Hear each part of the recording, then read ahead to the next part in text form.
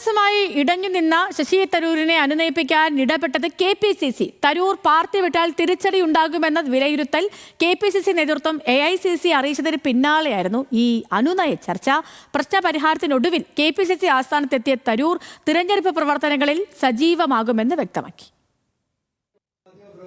കോൺഗ്രസ് നേതൃത്വം നിരന്തരം അവഗണിക്കുന്നുവെന്നാരോപിച്ചാണ് ശശി തരൂർ പാർട്ടിയുമായി അകൽച്ച പാലിച്ചത്. അതൃപ്തി തരൂർ പരോക്ഷമായി പലതവണ സൂചിപ്പിക്കുകയും ചെയ്തിരുന്നു.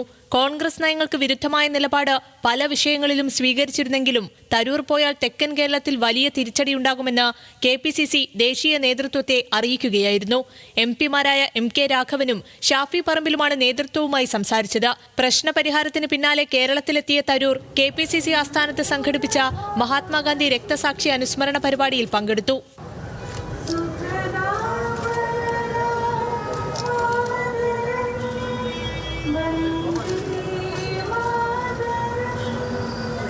കഴിഞ്ഞ കാര്യങ്ങളെക്കുറിച്ച് വീണ്ടും പറയാനില്ലെന്നും തെരഞ്ഞെടുപ്പ് പ്രവർത്തനങ്ങളിൽ സജീവമായി ഉണ്ടാകുമെന്നും തരൂർ വ്യക്തമാക്കി. പാർട്ടിയുടെ ലൈനിനെ എതിരിക്കാൻ ഏത് പാർട്ടി അംഗത്തിനും അവകാശമില്ല എന്ന് ഞാൻ സമ്മതിച്ചു. അത് പൂർണ്ണമായിട്ട് പാർലമെന്റ് അകത്ത് എന്തായാലും പാർട്ടി എടുത്ത സ്റ്റാൻഡിൽ എപ്പോഴും ഞാൻ പാർട്ടിയൊപ്പം തന്നെ അനുകൂലം നിന്നിട്ടുണ്ട്. അതിനെക്കുറിച്ച് ഒരു ചിന്തയും വേണ്ട. തരൂർ വിശ്വപൗരനെന്ന് പ്രതിപക്ഷ നേതാവ് VD സതീശന്റെ പ്രശംസ.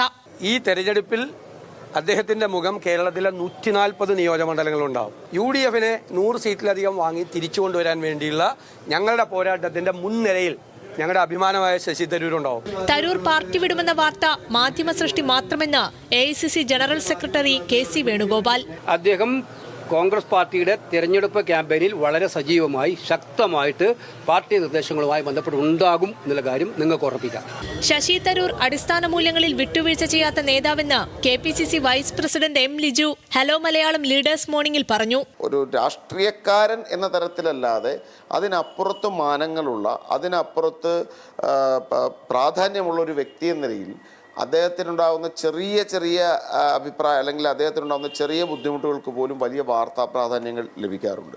പക്ഷേ അദ്ദേഹം അതുകൊണ്ട് തന്നെ അദ്ദേഹത്തിന്റെ അടിസ്ഥാന മൂല്യങ്ങൾ ഒരിക്കലും അദ്ദേഹം ഒരു വിട്ടുവീഴ്ച ചെയ്തിട്ടില്ല. തരൂർ സംസ്ഥാനത്ത് സജീവമായതോടെ കൂടുതൽ പരിഗണന നൽകാനാണ് നേതൃത്വത്തിന്റെ തീരുമാനം. പരമാവധി പരിഗണന തരൂരിന് നൽകണമെന്ന് AICC-യും KPCC-ക്ക് നിർദ്ദേശം നൽകിയിട്ടുണ്ട്.